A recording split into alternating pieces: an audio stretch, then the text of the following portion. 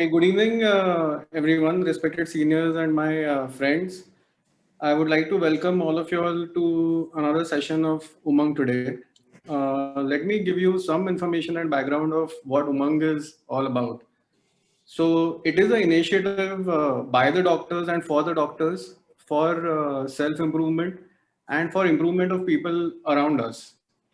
So, life, as you know, is full of ups and downs, and you often hit rough patches. Sometimes you are out of perspective, you lose direction, and you lack motivation. So, Umang is a platform where all of us can get together, we can express our views, and we can interact with others who have been through similar experiences and try and enhance our life and our mood and try to be more joyous and radiant. Let me start off with introducing all our speakers today. I'll start off with introducing Dr. Lina Khan. She's going to be moderating the session today. Dr. Lina, she's a child and adolescent psychiatrist, and she's practicing in Los Altos, California. She's done a post graduation from in psychiatry from Mumbai University, and then she went on and did her residency in psychiatry and then a fellowship in child and adolescent psychiatry from Stanford, which is a very prestigious university, and she's still attached faculty there at Stanford. She's also the president of a non-profit organization called as Tariqa, which is working for the welfare of mental health of children and adolescents. And she's also started a podcast series and a YouTube channel about.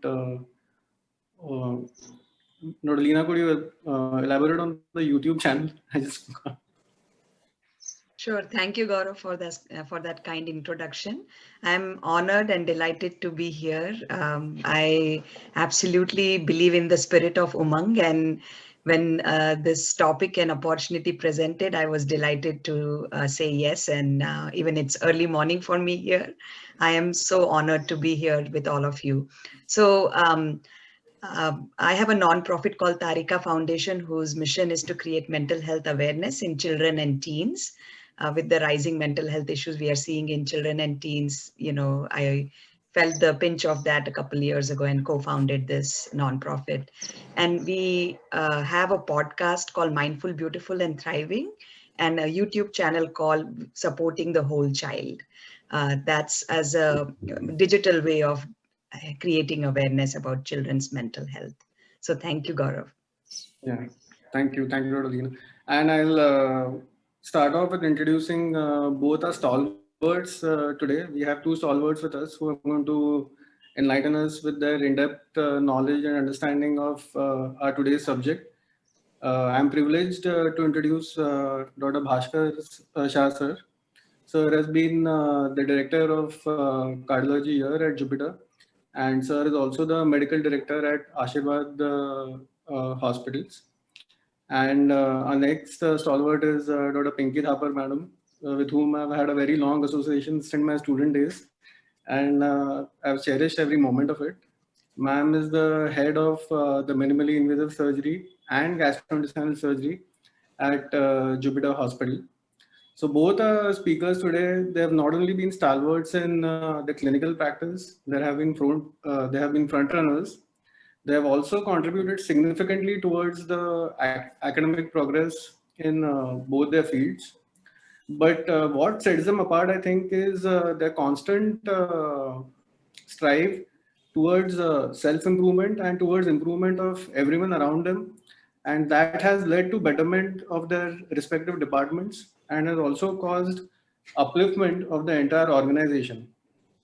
Uh, we junior colleagues at Jupiter, they are our go-to people, and we always look up to them for advice whenever we are in difficulties. So we are going to ask them a lot of questions and try and gain insights over the different topics which bother us at times. So I would like to invite both our speakers and my co-moderator, Dr. Lina, to start off with the session. Dr. Lina, would you like to start off with the first question? Sure. Thank you, Gaurav. So we were thinking of different questions, and one of the questions that we felt was like really an important burning question to ask. And this is a question for you, Dr. Shah. Um, as medical professionals, we come across a lot of unforeseen circumstances. You are a very experienced interventional cardiologist, and so I have a case question for you. So I am wondering how you handle this particular situation. You have a patient who is undergoing angioplasty, and during the procedure, they start getting unstable, and you are dealing with that situation. So how would you handle this unforeseen circumstance with your patient, sir? First of all, sincere thanks to UMANG for giving this opportunity to share with us and be a panelist on this discussion. The question is, there's a patient which we have taken for angioplasty and he is unstable and crashing in the cath lab. How do you manage the scenario? It's extremely important in this scenario that proper pre-procedural counseling and a proper pre-procedural informed consent is an extremely important part of handling this situation. What I mean thereby, pre-procedurally, you need to spend time with your patient and explain them about all the possible complications which can set in, though they're rare.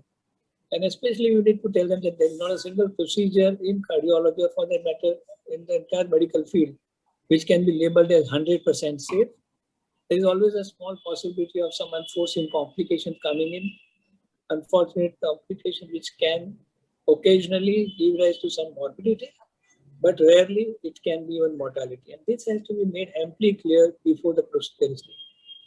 It's equally important. So many times when we rush for an angiogram, we do not really care too much to see whether we have taken a proper informed consent. A proper informed consent, exactly mentioning this, signed by the patient relations and the witnesses, which should always include someone from the hospital, is also extremely important. Because in some unfortunate situations, if this things comes to legal thing, this paper would form a very, very important document for further. Now, as far as the procedure is concerned, the moment you see that something is crashing down and things are not going as expected, what we have been doing always, and we have always followed it, is that in the procedure, we always see to it that there are always two cardiologists of equal experience who are taking their care of the patient. And two people are always better than one in case of crisis. So it's a routine practice. Like in hospital like SR Mehta, it is compulsory to have two cardiologists on board during a single procedure. And similarly, we adopt that procedure everywhere. So it makes much more easier to see the situation of this kind. While the patient is crashing down, you will always make effort to see that your senior colleague who does understand everything well, keeps the patient's relation well informed about what is going on. Trying to go and tell them that, oh, something unfortunate is happening, patient is crashing down. And then go on reviewing the scenario and obviously try and take care of that thing. Parallel, because we are always two people who are both equally experienced, managing this patient becomes much more easier, and two people in crisis always makes a lot of difference in getting to a better outcome. And lastly, if the unfortunate event happens to be death, you will always be there in a group to go and try and proclaim or pronounce the death to this bereaved family. Yes, the patient's family may or may not accept it. You have to be very polite and gentle about the whole thing. They have all the rhyme and reason to get upset, disturbed, shouting, angry, irritable, etc. But you can't lose your coolness at that point of time because they are losing something, whereas obviously you have done all the best what you can, but unfortunately the end result is that the patient is moving. And lastly, occasionally it may so happen that the patient's relations are not willing to accept the scenario, are not in a position to accept it. Probably it would be very wise to tell them that we can always get an autopsy done to clear the doubts about it. So I think right from a proper pre-procedural counseling, proper consent, having two people together, sometimes if the patient passes, even if there is someone else in the hospital, try and call him, keeping the patient's relation properly informed about things, keeping yourself cool, and even if a patient who is temperament, trying to take care of it, and in rare situation, even asking autopsy, probably is the way I would tackle this situation. Thank you. Thank you for walking us through all those steps, Dr. Shah. That was very helpful. Gaurav, do you want to take it over? Yeah, now I think we've got a medical physician's perspective. Now, let me put the same question to a surgeon. And I would like to know Pinky ma'am's views on the same. Like when you encounter something completely unforeseen, how do you handle the situation? Yeah, I think this is a very tricky thing, and we all have faced it, irrespective of our stage of career or profession. So, what I follow is I go out and talk to the patient's relatives. First and foremost, whatever Dr. Bhaskar Shah has said, all those steps are absolutely mandatory. The relationship cannot be built overnight. It has to start with pre-operative steps. So during pre-op counseling, everything has been told, but of course, we never say death of a patient during any procedure to any patient. Then no patient will undergo any procedure. But after unforeseen complication, what I feel and what I believe is that we should actually go and talk to the relatives in a non-defensive manner. We shouldn't become defensive. So that is very essential, and we should have a good eye-to-eye contact, a good face-to-face contact. We should sit across and talk to them. We need to have some empathy that, I'm there in your sorrow. I'm part of it. So together we will fight the situation. A rare complication has occurred. Whatever has happened, but now in next time we will not leave a single chance to turn the balance. Like even if suppose we are going towards a very tough time where there's 99% science says that it is going to be fail, the outcome is not going to be good. So even if 1% chance of success is there, we are going to fight it together. I'm with you. That is a way what I follow, and that helps a lot. And I think I can share one incident if it permits. Like I Yeah, had a complication, surgical complication, and the patient was a VIP. He was a father of a doctor, and complication was not life-threatening, but it was major enough to undergo a repeat surgery. So I was shattered and I was embarrassed. This is around 10, 12 years ago, beginning of my private practice career. So I was very embarrassed and very shattered. Like I went and talked to the relatives. Obviously, the doctor, who was a son, was very angry at me, and he was very abusive. He even threatened me. And the patient listened all these things, and he saw me concerned, running for the sonography, running for the CT scan, and seeing all the reports, and then trying to manage the things. Ultimately, everything went well. But before, when this dialogue was going on with the son, the patient kept his hand on my head and told me, "Beta, don't worry at all. I'm so that was the biggest I felt so nice. So he said, I'm with you, let my son say anything. I can understand what you're going through, because when he comes home with a complication, I know how sleepless nights he goes through. So I'm with you." And that, I think, I felt good that he understood me, and that was possible because of, I think, a pre-op connection. So this helps. And now I think going one step further, once a problem has occurred, what I follow is a small prayer of forgiveness. Like in our mind, we have to have a thought, though we can't tell sorry to the relative sometimes, but in our mind back home, we have to have a feeling of forgiveness and a feeling of like we should do that prayer, which helps a lot. So these vibrations, when we do forgiveness prayers, these done to the relatives, and it helps to dilute the bitterness get diluted. Ultimately, we aim for dilution of bitterness. So that's how I manage. I have one thing. Obviously, beyond doubt, I agree that we have a lot of pathies. We have allopathies, homeopathies, whatnot we can talk of. But I think the biggest medicine we should practice, the pathy we should practice, is sympathy. And I think sympathy is something which really helps you to come out and bail you out of this situation very well. Absolutely. great. Very well said, Dr. Thapar. I think the points you covered are really helpful to remember. The empathy, sympathy. I think because you had a great doctor-patient relationship to begin with, the patient was able to join you when you were going through a tough moment. I'm sure you must have demonstrated that to him when you were making that relationship. So it came back to you. And the compassion and the forgiveness that you showed in the understanding in that moment that, yeah, the son was frustrated or angry or was, going by the emotions, was not affecting you so much because you were looking at the situation from a different perspective. So thank you for sharing that experience. Yeah, I think the key here is honesty towards yourself and towards your patients. I think that is what is the key in handling all these situations. Absolutely. And they become your friends later on. Later on, they are part of your, friends. So that's how we have to have a bond. I would always say that if this patient goes bad, and if the same family comes with another patient, I think you're doing the right job. Yes. Correct. Well, moving to the next question for you, Dr. Shah. In the skit, we saw Dr. Anand talking about team and benefits of team building. So I would imagine in a big hospital, when you're working with so many patients, you also need a stellar team to work with you. So how do you work with your administrative team? Yeah. Gaurav, can you just show the one or not slides?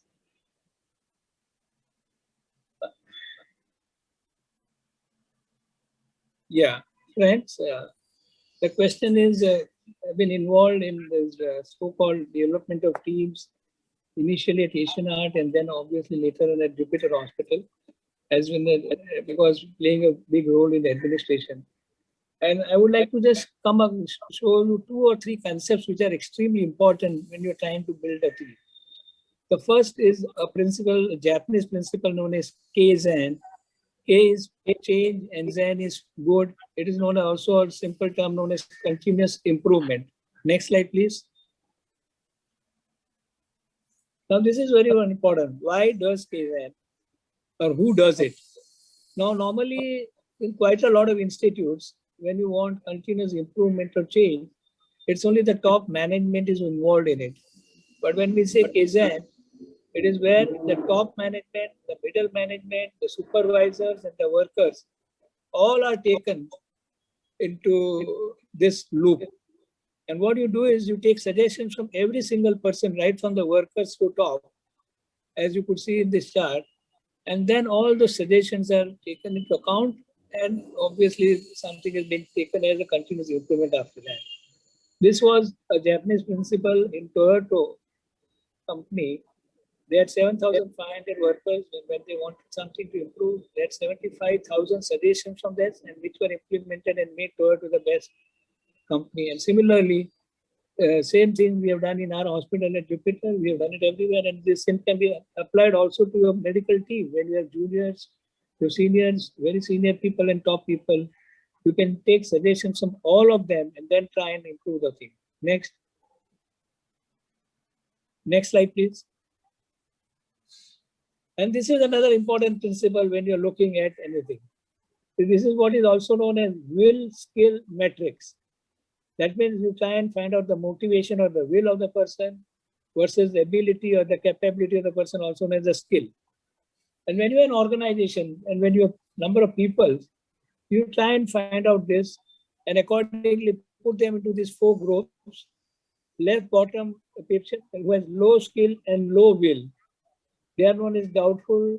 It is practically for all purpose, they are useless.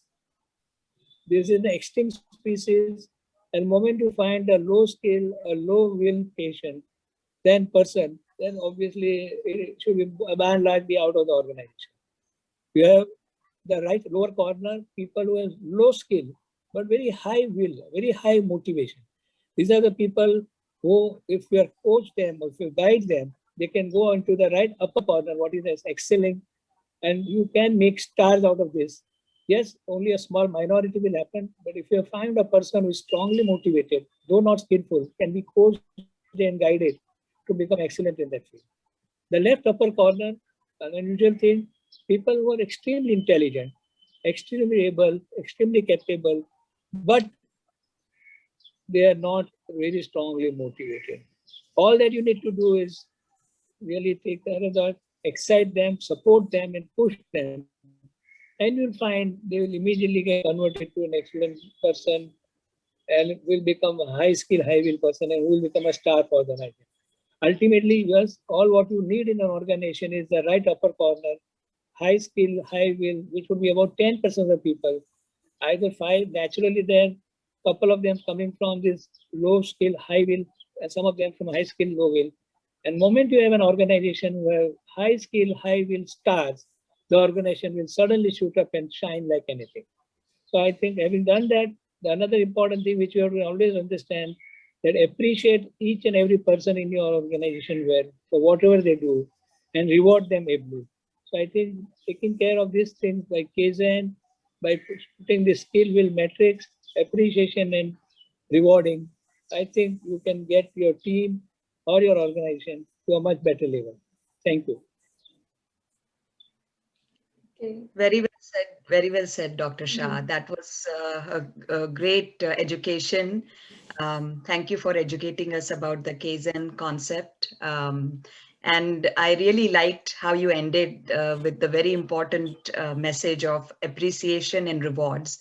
Validation, appreciation really helps. When we fill other people's buckets, our buckets get filled too, is how it's understood. So when I appreciate my colleague, my staff, their buckets get full and then it spills over and comes to me and other people. So thank you for sharing that. I'd like to add here, in teamwork, what I feel is we always talk about the leader, but sometimes each member of the team also has to remember that as a team member, they should be open enough to give their inputs. So sometimes out of fear or out of complexities, they don't open up. And then when the decision is made, then later on they'll come and say, I had thought about this, or I had, in my mind I had thought, but I have not spoken. So what I have learned, I have been a part of as a junior member initially. So I have learned that I used to open up my mind and say that this is what I feel should be done. Now, next step is, suppose the decision what you have given, it's up to the boss's level, the team leader's discretion, whether to implement or not to implement. So whether he implements and the outcome is good, there is no ego in it. You shouldn't go and boast that, see, I had said this, so it is done. That is one thing to be followed. And suppose the decision has gone wrong. What you have said or what they have done is something has outcome is not good. Still, one should not feel, okay, next time I'm not going to open my mouth. No, that's not the way. As a team member, all are equally important. So we have to have a decision to give our inputs, whichever role we are playing. So I think it's very beautifully said, a single drop of water, when it falls, it falls. It cannot sustain. So only when all the drops go together, an ocean is formed. So we have to be like an ocean. And teamwork the leader has to remember one most important thing. The focus from I has to go on to we. Like, today we're talking about human approach. So human, HUMANE. In that, if you split the word, HUM, hum, it's hum. So it's so hum, all are same. So once we have that equanimity, then teamwork can, sustain. And we have to be in the tough times. What I found is in my team, many times I see when I go through a crisis, the team members are there to help me, which I feel is a beautiful bond. Somebody is ill in the house, somebody is not well, or you're going through a personal turmoil. You have to go next step and help them out. So that is what I think we have to all achieve. And we are part of a big organization, medical fraternity. We have to have a good team build, not only on our own organization, it's a whole medical fraternity. A oneness. 610. What? Auntie? Kanchan, you mute yourself. That was a great perspective, Dr. Thapar. Gaurav, would you like to share your thoughts about that? Yeah, so your team, I think, is your biggest support. And a lot of us nowadays are working with more and more team members. Often times when you work with teams, all the team members are not necessarily on the same page, and that might cause disharmony. I think it's very important to understand the team dynamics and to ensure that everyone in the team is happy and progressing. And I think there are a lot of times when I have gone to Pinky Ma'am and asked her for her advice, and she's given me valuable inputs all the time. So I think building your team and causing progression of your team, I think, is the biggest support. So your team is your biggest support, I feel. Like you go to some nursing homes and you find the staff has been same since 30 years, 40 years. That shows their, plus point. Absolutely, absolutely, no question. I always tell that team 1 + 1 is never 2, 1 + 1 is 11. Yes. Yes. Yeah, and I think the trust you build over time because you are there with them in moments of happiness or crisis, and having that open opportunity of expressing their thoughts and input, all of that really takes it, in the long run to be a long employed staff for you. So very well explained. So, part of me is thinking, how do we achieve this? I know as we get older, we get mature. And maybe the maturity helps over time also to build a great team. But what does that really mean, Dr. Shah? What does being mature for a physician or a medical professional really mean? Yes, maturity brings in a lot of changes in the physician for that matter. He becomes much more patient, he has much more tolerance, and he obviously needs to take the whole thing in a much better perspective.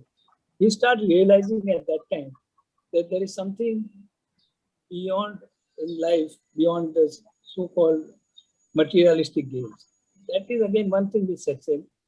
The one thing which I have seen most of the time, which is very, very important for a physician, which maybe sometimes started to on the initial part of the later part of practice, the important concept is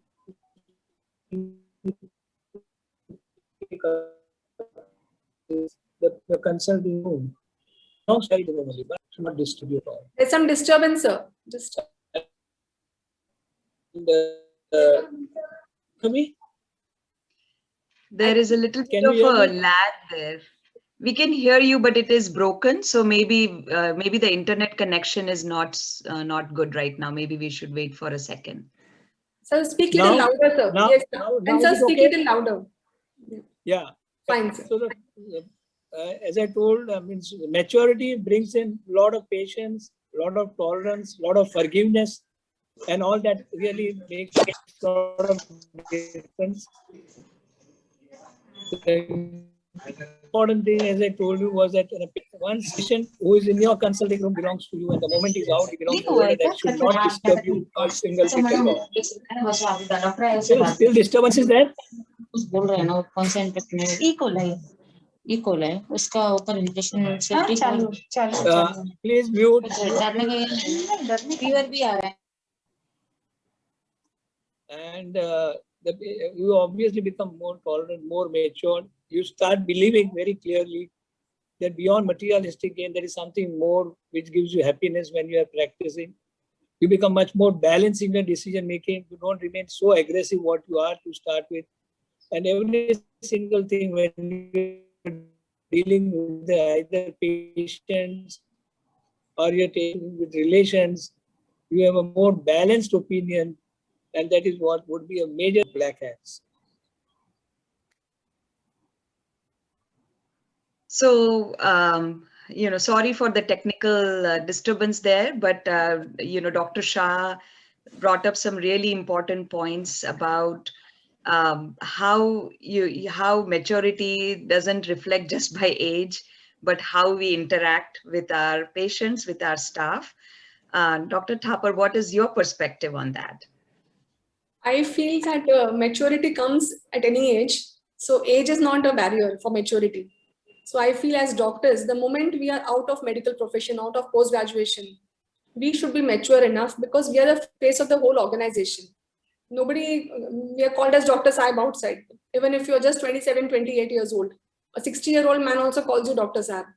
So we are getting so much respect from patients. So we need to be mature. We need to play our role as a doctor in a more mature fashion. So I think what does this maturity mean is basically no backbiting about the third doctor.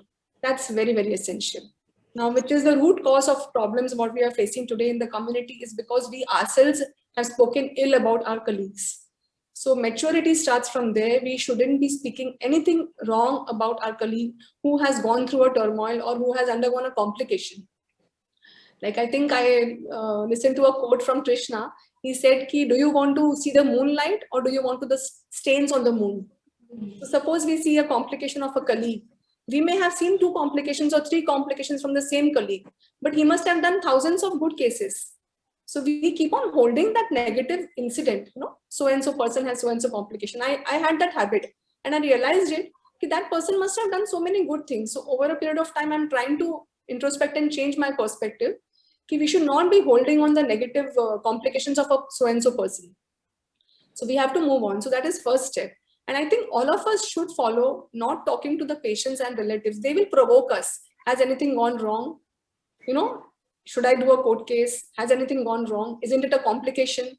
They'll provoke in a different manner, in all manner. But we have to be mature enough to understand the pauses behind the sentences and keep calm and say this is a known problem, known incident, it can occur.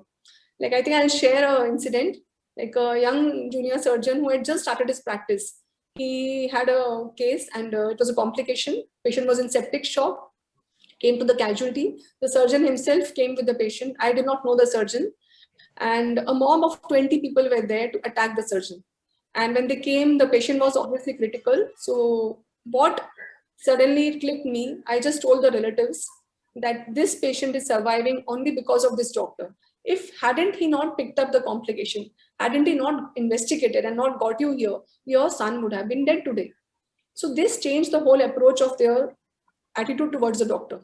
I just told them in Marathi, हे तुमच्यासाठी देव माणूस आहे, यांना तुम्ही नमस्कार करा, यांना कधी विसरू नका. यांच्यामुळेच तुमचा मुलगा आज वाचलाय. Then we took the patient for surgery and everything went well. But basically, we have to have a maturity enough to tackle the situation in a righteous manner. If we point fingers at others, 4 fingers point at us. We all know this, but still we point fingers. So here comes, I think, in our profession, it's very essential. And Ghatkopar, Dr. Bhaskar Shah used to tell me that, no doctor will talk bad about the other doctor. They all meet in between. So his technical thing was not there. So I'll just cover up that point, which he has always told, that they all have a regular meeting weekly. All the doctors, the GPs, the physicians, cardiologists, MD physicians, and they have a good bond. Yes, sir, you can take up now. Yeah, absolutely. No question. We have been having a clinical meeting for last 30 years. All the consultant cardiologists meet. And we have such a strong bonding that a patient from us going to anywhere else, no one would ever speak ill about it. And really create a great bonding around. And what we have always sort of listened from our lawyers that 90% of the cases which are going on in the court are unfortunately instigated by your professional colleagues only. And therefore, not speaking ill about your professional colleague and trying to help and bail him out would be extremely, extremely important. And one clear best way, as we have realized, is having frequent meetings of those groups together, and probably will create a great bonding and really help you out to bail out the situation very easily. Great points. It's reminding me of one of the techniques we teach people in counseling when we see people with more cognitive distortions or negative thinking. And we use this term called black dot thinking. So just like you said, if you look at the whole whiteboard, or if you want to look at the black dot, the choice is yours. If we keep looking at the black dot, that's what we can see and that's what we can, build our perspective from. But we broaden our perspective and look at the whole whiteboard, then you can see a lot of positive attributes the person can bring or has. So Gaurav, I'm actually looking at you being the youngest in our crew here right now with the 4 of us on the panel. So tell us about how you have achieved maturity, or what does maturity mean to you as a youngest amongst us here? Oftentimes, what I see is what I've experienced is you try to make small gains by enhancing the negative qualities in other people, and these are really small gains which really do not enhance you. They might give you a temporary satisfaction that you have an edge over the other person, but you're actually not doing yourself any good. Maturity of thought, I think, is trying to enhance yourself and trying to enhance the people around you by actually doing something substantial in your life that will actually push you on to the next level.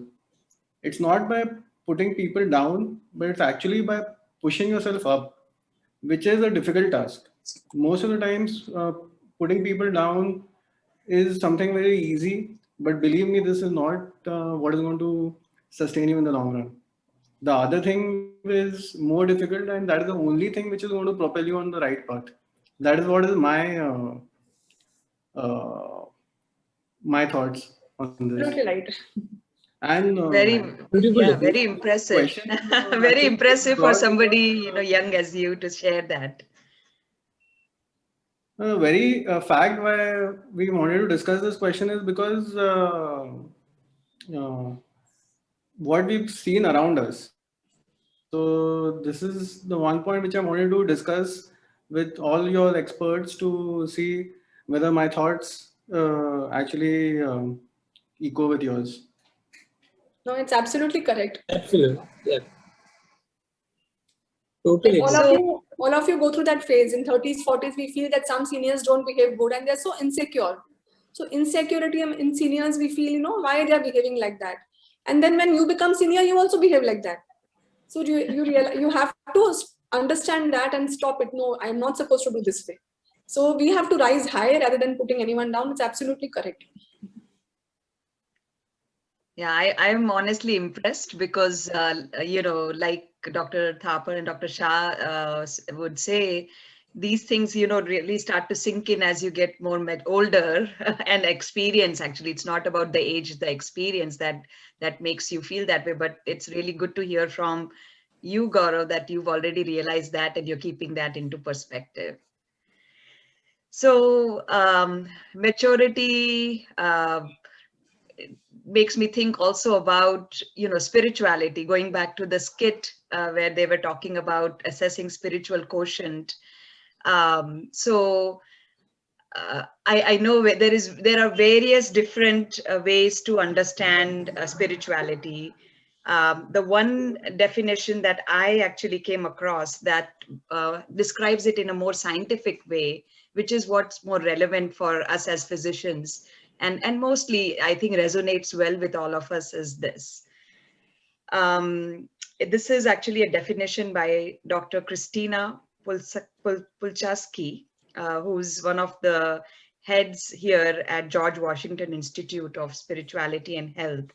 And she describes it as spirituality is the aspect of humanity that refers to the way individuals seek and express meaning and purpose, and the way they experience their connectedness to the moment, to self, to others, to nature, and to the significant or the sacred. So our skit's message was that towards the end, Dr. Gauri, who's my classmate, put it very beautifully that being in the moment, practicing that mindfulness, being happy and looking at the positives and keeping things into perspective of what's seems good to me also seems good to others.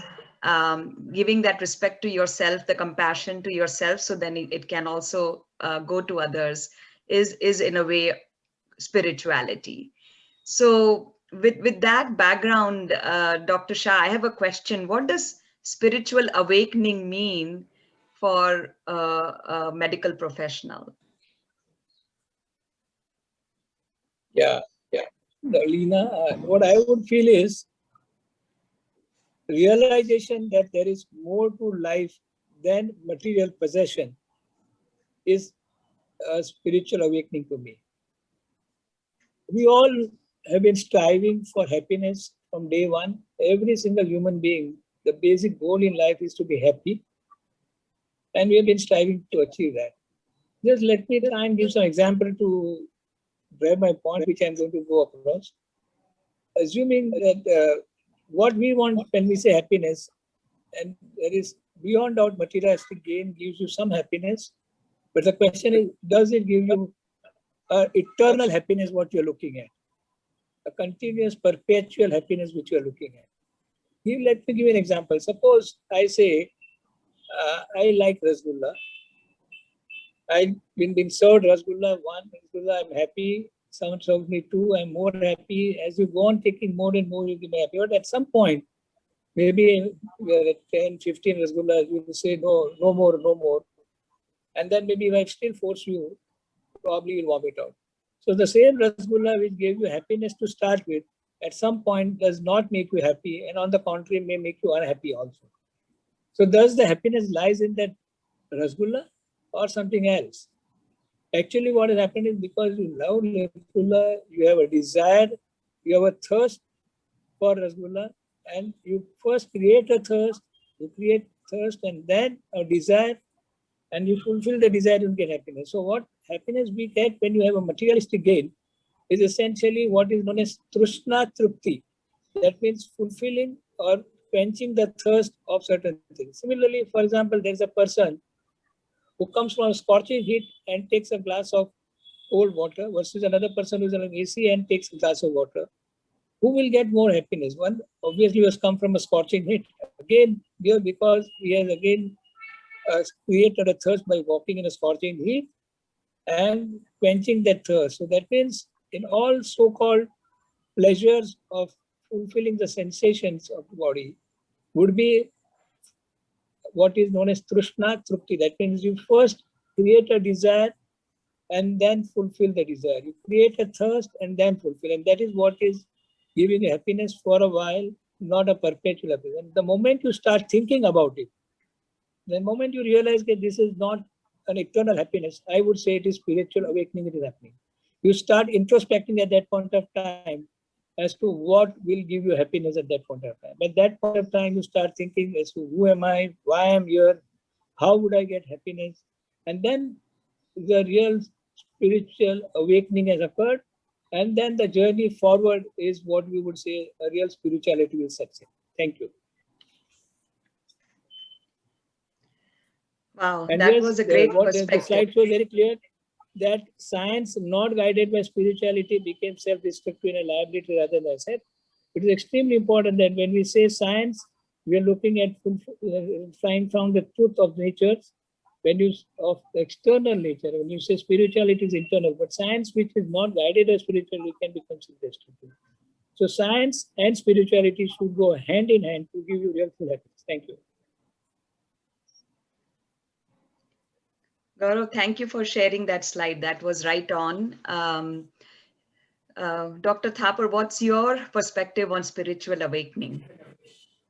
I've seen people running from pillar to post many times and trying to look for spirituality without knowing why they are looking, what for they are looking, and what is it. So they get stuck in rituals like meditation, yoga, prayers. All these are very good, but without a guided force, they will not be effective. So a guided force is mandatory. Now, actually, now we are spiritual beings in human form, but we have forgotten that. And now we are trying to be humans in spiritual form. But that is also okay. At least that step that we have taken, we are trying to go into spirituality. So originally we are spiritual beings in human form.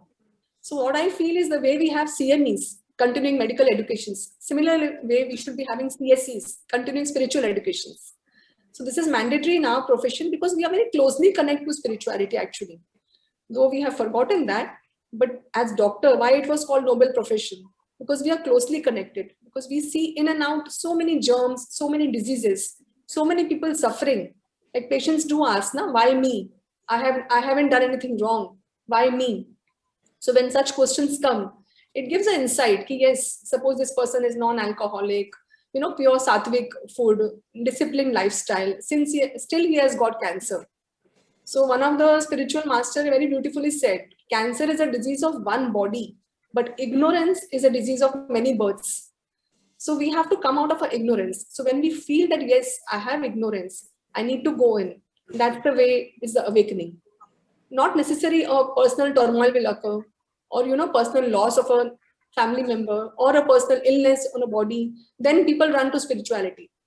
That is one way of entering into it. No harm in it. But even without any turmoil, one should think, at least as doctors, so we should think. And why? Because we see so many germs now. In fact, COVID. Now, what is corona? It's one sense soul virus. Now it's creating so much power and so much havoc in the whole world. So what is this one sense soul? Why we are talking about genetic traits, DNA, this, that, but all that is science of the matter. So what is science of the soul? That is what is spirituality. So if those so many jeev jantu which we see, they are causing trouble. So and so the patient is suffering from such bad infections. We keep on chasing the germs. So there, I think a thought process needs to come that so many germs are attacking this individual. Why? What is the power in this germ? So what power that cell has, same power even I have. We have to search for the power within. That is, I feel, spirituality. And whatever you all have said is absolutely right. The definition, spirituality is not religious. It's not a bias. It's a way of knowing your own self and inward journey. Right? More Gaurav can add if anything. Yeah, Gaurav, why don't you share? Because I loved your maturity perspective. So let's hear what your spiritual awakening perspective is. I think spirituality, I think, is just the way of living your life. Oftentimes you're lost. You come at crossroads, and the experiences are new, and you are at lots of answers. You don't know what is the right path. I think spirituality for me is helping yourself to find the right direction in life, and to make the right directions which will make you a better human being, and which will help others around you. It's very important for us, especially because our profession is not a mechanical profession, like many other professions. X plus Y is not always Z in medicine. There are a lot of other factors which we have to take into account.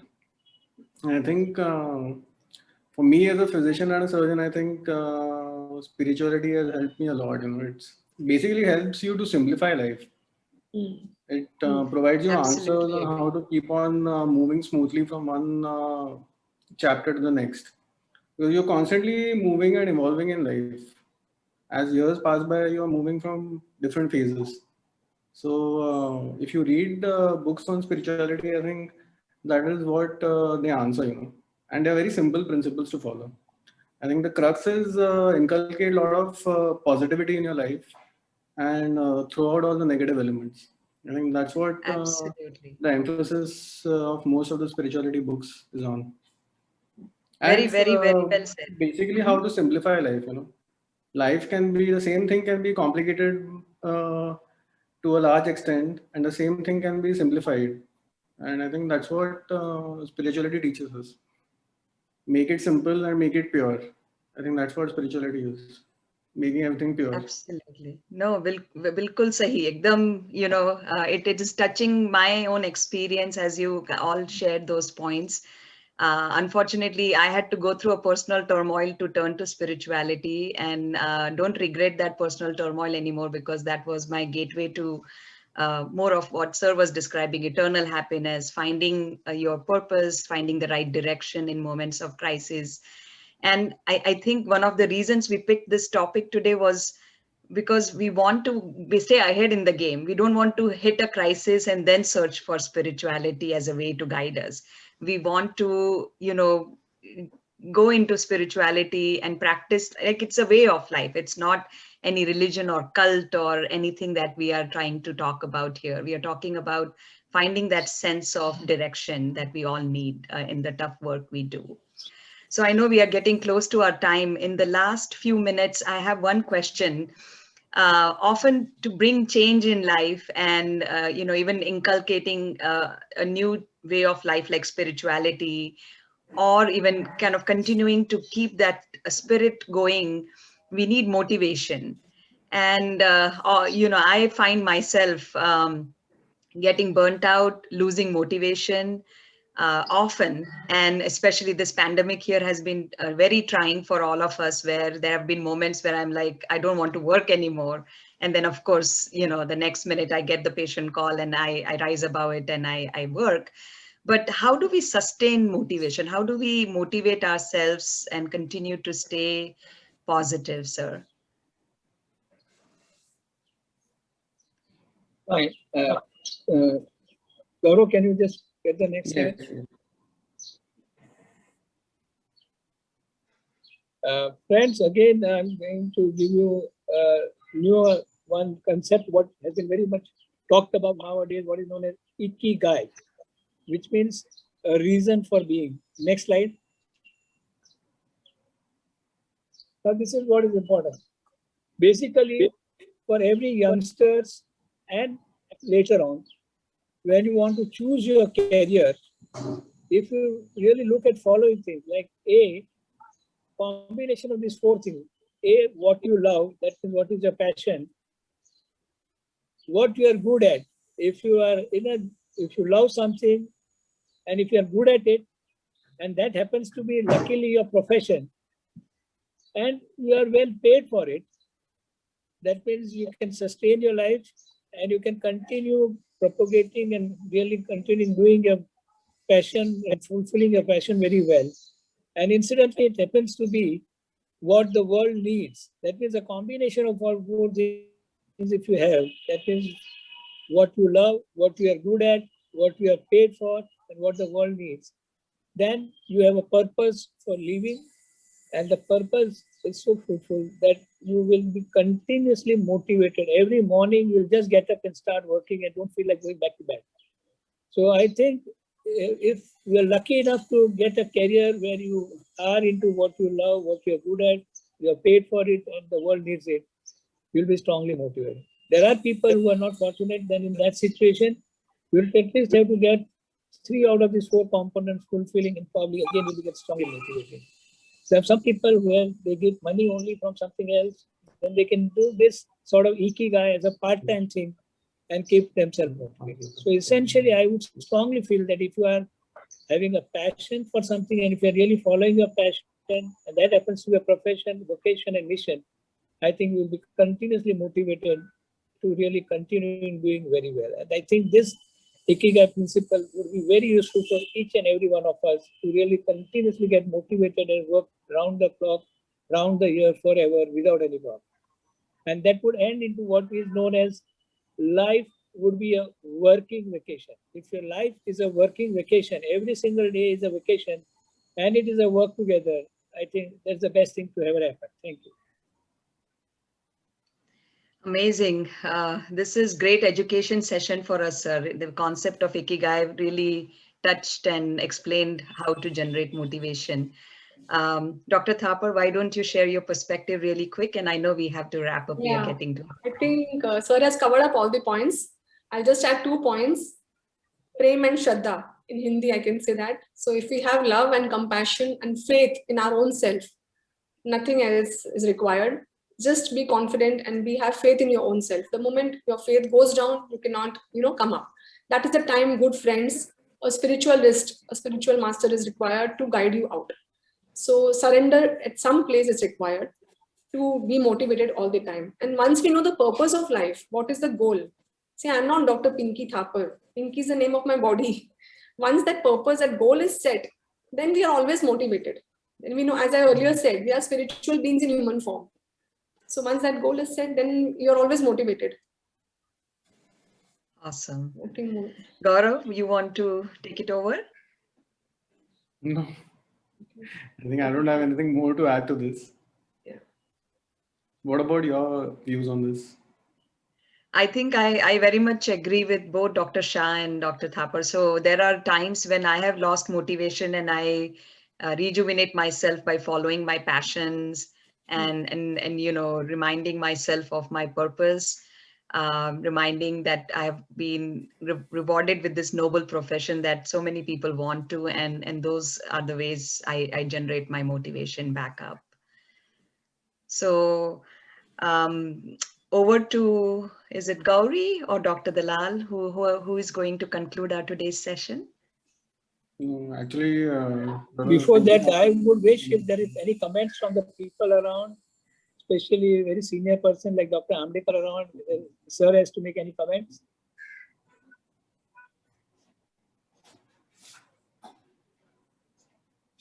I think Dr. Amdekar had to leave, so he's not there. Anyone else has any other comments? Otherwise, someone can wrap up. Yeah, I'll conclude the session. That's it. Now, no more questions, right? Anybody has anything to say? Nothing. So, I think we should just have few salient take-home messages that, if it continues with the motivation talk, okay, how to keep motivated. If we desire something, Shah Rukh Khan had once said, अगर किसी चीज को एकदम शिद्दत से चाहत करो, तो पूरी कायनात तुमको मदद करती है. तो universal calling occurs. So basically, puri universal calling occurs. So basically, first step is our desire. If you see in such sessions, the audience will be very less. The number of people attending will be very less because the desire is not there. So the first and foremost step for spiritual awakening is desire. That yes, I want to know the knower. I do want to know what I don't know. And I want to know more than what I know. Unless we have the desire to know and be the knower, we cannot go to the next step. And the next step is preparedness. So after desire comes preparedness. Then our force, our desire cultivates into preparedness. We work together in that aim that yes, I want to know more. I want to know the knower. Then the whole universe helps. We automatically get connected to such people who are into the path and they take us along further. And then we are scientific people. So experimentation is very much mandatory. So we need to experiment. People are so scared to follow a spiritual path. They feel, they are going to get diverted from their core. Actually, you get connected to the core. But people are scared. Especially doctors are very much scared. They are scared to follow a cult. They feel it's a cult or it's a core. But one should experiment. It's a scientific experiment. So you follow some path, see for 6 months. If there is any improvement in yourself, some qualities change, people observe that you are become a more positive person, continue it. If you find your answers to your questions, continue it. If you do not find, you have a choice to change. There are so many paths. So why not experiment? That is, I feel, the third step, which is required. And ultimately, how much ever gyan we have, everything is, we all know that it's going to go away with this body. Even if we have double PhDs, we have too many degrees, too many presentations, awards, everything is going to remain here. So what is going to go ahead is our Atma Gyan. So I will end up with the last quote that Atma Gyan hi gyan hai, shesh sabhi agnan, Vishwa Shanti ka mool hai, Vitrag Vigyan. So it's the science of Vitrag, which is the core purpose or core solution for global peace. No other solution matters. And all Gyan is Agnan unless we know who am I. That is Atma Gyan. Thank you. Wow, Excellent. very enlightening. Yeah, very enlightening. Thank you. So you can stop. Yeah. So I would like to thank all our panelists and everyone who joined for this session. I hope you all enjoyed it as much as we did. And we look forward to seeing you all again. And I look forward to seeing all my panelists again because I very much enjoyed the session today.